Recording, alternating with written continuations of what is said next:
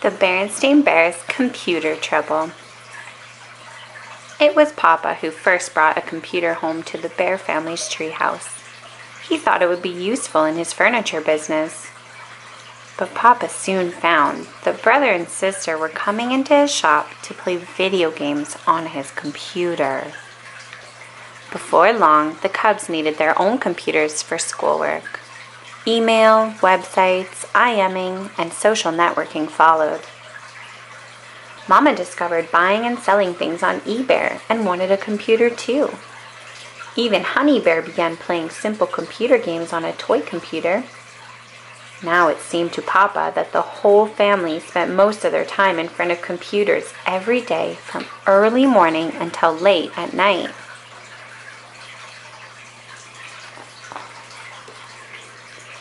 Finally, Papa had had enough. One afternoon, he came in from his shop with a headache from staring at the computer too long. "Hello," he called. "Is anybody home? Where is everyone?" He headed upstairs, looking for someone to talk to. He came to Sister's room. To his surprise, he found Sister with her head down on her desk, crying her eyes out. "Whatever is wrong, dear?" asked Papa, patting her back. "It's my stupid paw book webpage," Sister sobbed.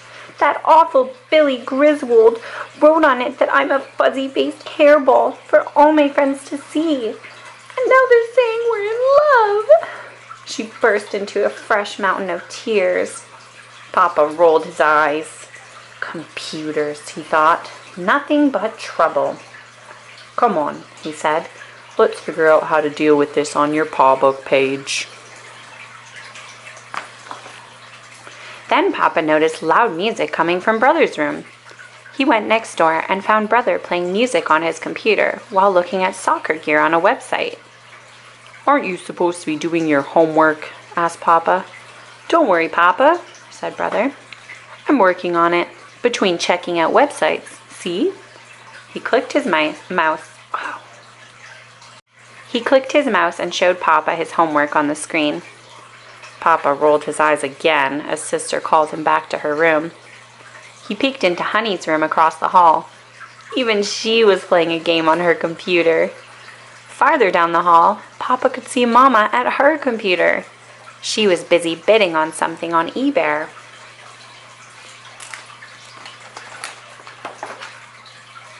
At dinner that night, Papa said, "I believe that this family is having computer trouble." Everyone looked at him in surprise. "What sort of trouble?" asked Mama. "We are having trouble with email, websites, paw book, computer games, and eBay," Papa said, folding his arms. "We are spending so much time on the internet that we don't even have time to say hello to one another these days." Mama had been worrying about this very thing herself. She just didn't seem to be able to tear herself away from eBay. "Well," she said, "I guess we do need to have rules for the cubs about the internet." "Now I'm going to turn the internet off except for 1 hour each day," added Papa. "Only 1 hour?" said the cubs. "That's plenty," said Papa. "If you can't get done what you need to do on the internet in 1 hour, it's not worth doing." "But what will we do instead?" asked Brother. "You can get back outside and play like you used to," said Papa. After school the next day, Brother and Sister did get outside to play like they used to. It was so much fun that they went over to Cousin Fred's and Lizzie Bruin's to get them to leave their computers and come outside too. They all went down to the playground for some good old-fashioned exercise. After dinner that evening, Brother and Sister went online for just 1 hour and were surprised to find it was plenty of time after all. Papa learned he didn't need to waste so much time online to get his business done. Freed from the spell of eBay, Mama got out her old quilting kit and started working on a big quilt of birds and butterflies. She got so involved that she didn't go online for even 1 hour.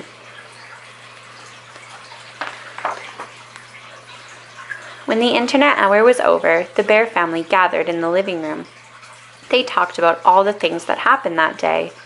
They talked about how Billy Griswold apologized for calling Sister a fuzzy-faced hairball. They talked about Brother's soccer practice after school and the terrific corner kick he'd bent into the goal. Mama told them about her plans for making beautiful new quilts, and Papa told them how he had really gotten into that new batch of curly maple he had in the shop. Finally, all tired out, they got ready for bed. The next evening, the Bear family decided that they didn't want to sit in front of a computer screen at all. They did wind up sitting in front of a screen that evening, but it was a much, much bigger one. And they got to eat popcorn too. While Grizzly Gramps and Gran took care of Honey, they all went out to the movies. "What will it be?" asked Papa, buying the tickets. "Pirates of the Caribbean, Barry Potter, or Spider Bear?" "Spider Bear," they all agreed. And Spider Bear it was. The end. The Berenstain Bear's New Kitten. On a bright Saturday afternoon, Brother Bear was hunting bullfrogs near the Bear family treehouse. Brother hadn't had much luck, but he was about to catch a big one. Then he heard a tiny meow, meow. It was a kitten. The kitten was trying to climb the muddy bank of the pond. It was so covered in mud that you couldn't tell what color it was. Meow, meow. Someone else was hunting bullfrogs in the same pond. "What you got there?" asked Too Tall from the bushes. Too Tall worried Brother. He was head of the schoolyard gang. "Never mind what I've got," said Brother, trying to hide the little kitten. "Hey," said Too Tall, "a kitten, a poor little shivering kitten." How about that, thought Brother. Even Too Tall has a soft spot in his heart for kittens. "You better take it home to your mother," said Too Tall. "Here, take it home in this." He took off his hat and gave it to Brother Bear. Brother was surprised. He couldn't remember the last time Too Tall did something nice for him. Brother ran home as fast as he could with the kitten in Too Tall's hat. He rushed inside the treehouse and showed his family the furry surprise. Said Mama Bear. "You go looking for bullfrogs and bring home this little kitten." "May we keep it, Mama?" asked Sister Bear. "May we please?" "Never mind about that," said Mama. "This kitten needs cleaning up." She turned to Papa for help. "Papa," she said, "we need some warm water, some cotton balls, and wash rags." Mama went to work. She washed the mud off. She cleaned the kitten's eyes. She cleaned its paws. Pretty soon it began to look like a kitten, not a muddy ball of fur. Little Lady, the family dog, came sniffing around. Little Lady barked, whined, and pawed at the table. She wanted to see what all the fuss was about. "Papa," said Mama, picking up the dog, "would you please take Little Lady?" "Yes, my dear," said Papa, "but first I think the kitten needs a name." He took a quick look at the kitten's bottom. "She's a she," he said, "so I guess we'd better give her a girl's name." That made the cub's ears perk up. You don't name a kitten if you're not going to keep her. They both got excited about having a new pet around the house. "Well," said Sister, "she's gray." Now that she was clean and dried and combed, she was a beautiful gray. "Gray," thought Sister. "Let's name her Gracie." "Fine with me," said Mama. "Now about keeping her. Have you forgotten that we have a dog? Though Gracie's a kitten now, she'll soon be a cat. Dogs and cats don't always get along." "Your mama's right," said Papa. "Let's introduce them right now and find out." Little Lady was underfoot again, sniffing around. Papa picked her up. He held her close to Gracie. Little Lady snarled. "Uh-oh," thought Brother. "They're not going to get along." Little Lady bared her teeth, but Gracie was not frightened. She reached out and popped Little Lady on the nose with her tiny sharp claws. Little Lady ran away. Said Papa. I think they're going to get along fine. What about Gracie and Goldie, our goldfish? Asked Brother. I wouldn't worry, said Papa. Little Lady loves Goldie. She'll protect her. Gracie was now all clean, dry, and combed. Her fur was soft and fluffy. She was very beautiful. So I guess we've got a new kitten, said Mama. Yippee! Cried Brother and Sister. Later that day, the bear family took Gracie to the vet to be checked. Little Lady went with them. Her tail was between her legs. She looked unhappy. The vet checked Gracie from head to toe. She's fine, a healthy kitten, said the vet. But I do have a prescription for Little Lady. He wrote something on a piece of paper. It read, "Prescription. Little Lady might be jealous at first, so give her at least 20 extra hugs a day." The whole family gathered around Little Lady. Sister Bear and Brother Bear lifted her into their arms. Right then and there, Little Lady got her first big hug of the day. "Meow, meow," said Gracie. The end. The Berenstain Bears go out to eat. Everyone in the bear family works hard, but Mama Bear works the hardest of all. Of course, Papa and the cubs help with the housework as much as they can, but Mama still does most of the cleaning, cooking, washing, and ironing. On top of that, she does a lot of the gardening and yard work. Taking care of Honey Bear is almost a full-time job in itself.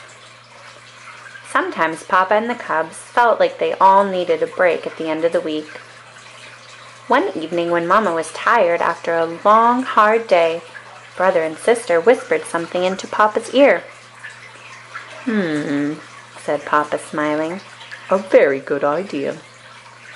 My dear, he said, turning to Mama, we are all going out to eat at the Bear Country Grill. It's time you had a night off. Yay! Cried Brother and Sister and Honey. It was Friday evening, and everyone in Bear Country seemed to be out and about. When the family arrived at the restaurant, a crowd of customers was waiting to get in. Papa dropped off Mama outside the restaurant while he looked for a parking spot. The lot was almost full, and Papa had to drive around and around before he found a spot right at the back of the restaurant. There will be a wait of about half an hour, Mama said when Papa and the cubs joined her. A whole half an hour, said Sister.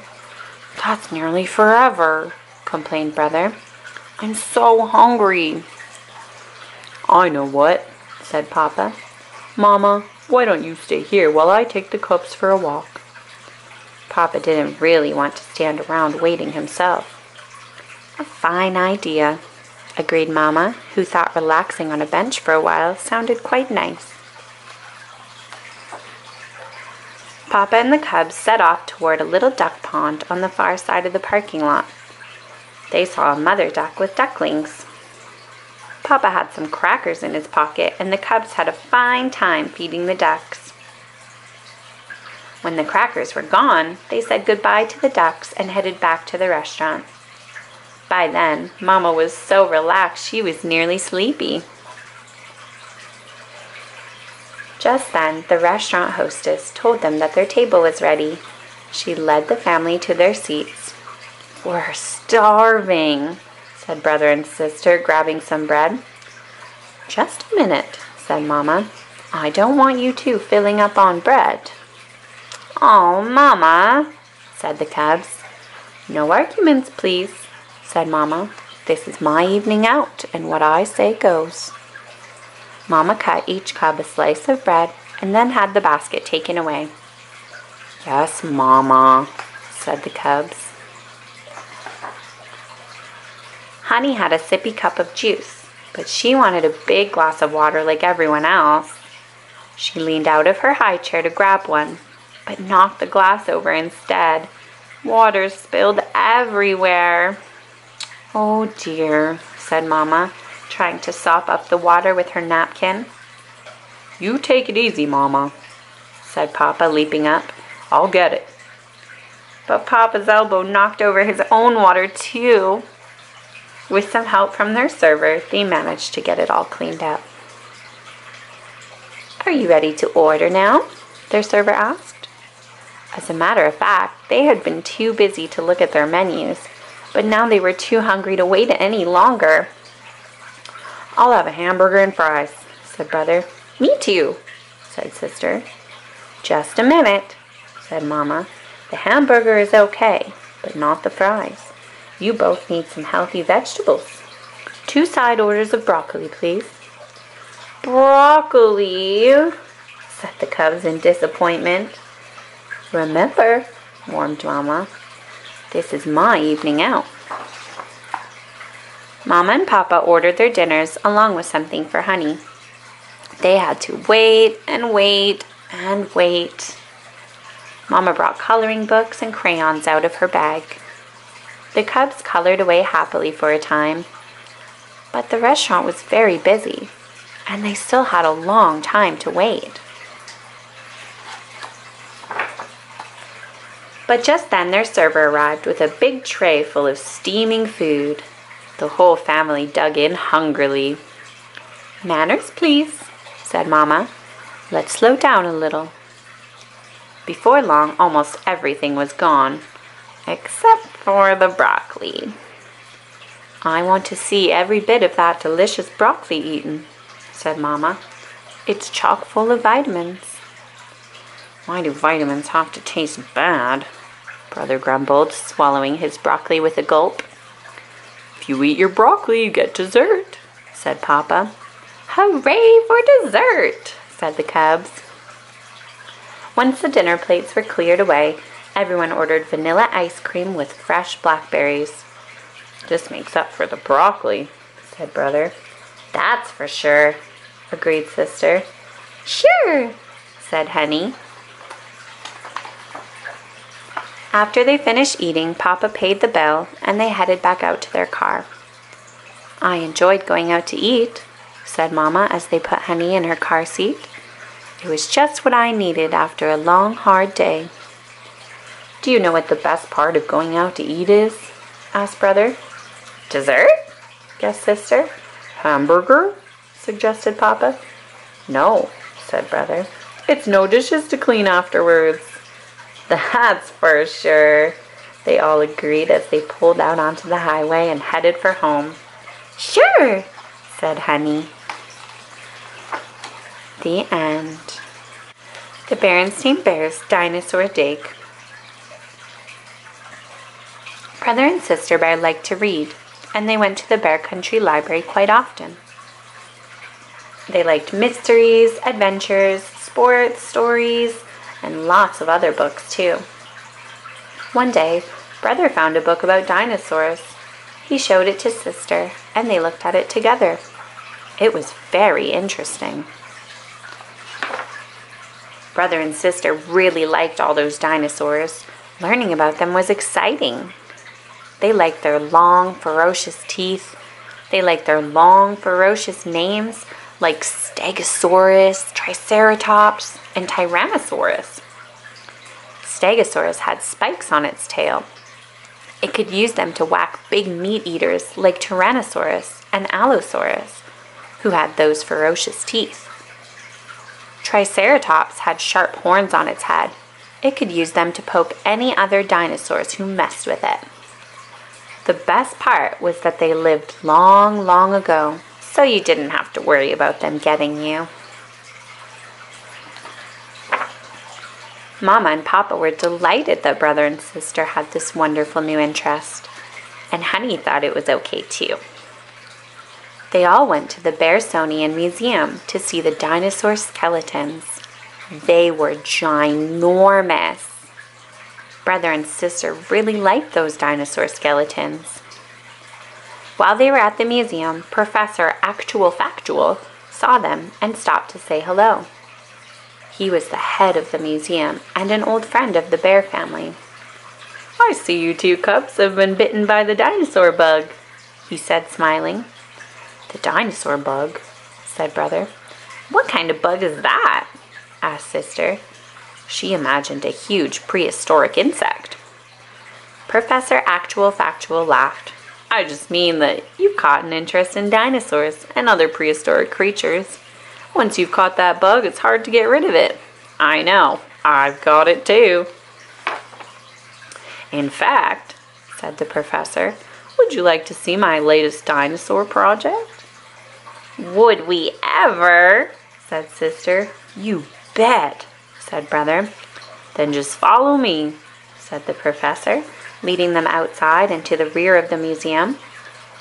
They came to a big open pit in the ground. Mounds of earth were heaped up everywhere. Down in the pit, scientists were at work, carefully digging away. What's all this? Said Papa, scratching his head. This is my latest dinosaur dig, explained the professor. We have discovered a large group of dinosaur fossils right here behind the museum. We're digging them up so we can study them. Wow, said Brother. Did you find a Tyrannosaurus? Well, no, said the professor. But we did find a Spinosaurus Skeleton. Spinosaurus was a fierce dinosaur, almost as big as Tyrannosaurus, and it had a huge fin on its back. Can we see it? Asked Sister. Of course, said the professor. Right this way. They all climbed down a ladder into the dinosaur dig. Now, here's the Spinosaurus Skeleton, said the professor. It's the first one found in this area. Wowee, said Brother. It's humongous. And over here, said the professor, there are many other fossil reptiles. As he led them through the dig, Brother and Sister imagined all the prehistoric creatures as they would have looked when they were alive. They saw another fin-backed reptile, the Dimetrodon, a giant long-necked Apastosaurus, a flying reptile, a pterodactyl, and a giant sea reptile, the Mosasaurus. It was bigger and more ferocious than any shark that ever swam in the seas. Thank you for the tour, Professor, said Mama as they climbed out of the dig. That was very interesting. Yeah, said Sister and Brother together. It was awesome. On the way out of the museum, they stopped in the museum shop to get more books and some dinosaur models and kits. Back home, Brother and Sister soon had every inch of their treehouse covered with model dinosaurs. There were dinosaurs and reptiles fighting on the stairs, eating on the table, sleeping on the sofa, and swimming in the bathtub. There were even some dinosaurs made of clay inside the refrigerator. Brother kept them there so they wouldn't get soft and squishy. It seemed to Papa and Mama that dinosaurs were everywhere. Before dinner, Papa headed for his favorite easy chair with the newspaper. "Oh, Papa," said Sister as he started to sit. "Yow!" Papa yelled, jumping up. "That's my setup of the Jurassic Age," Sister explained. "Sister," said Papa, "I'm delighted that you and Brother have this wonderful new interest, but," he said, as he carefully moved Sister's dinosaurs off his chair, "the Jurassic Age will just have to settle for the coffee table." And with a sigh, he sat down to read his paper. The end.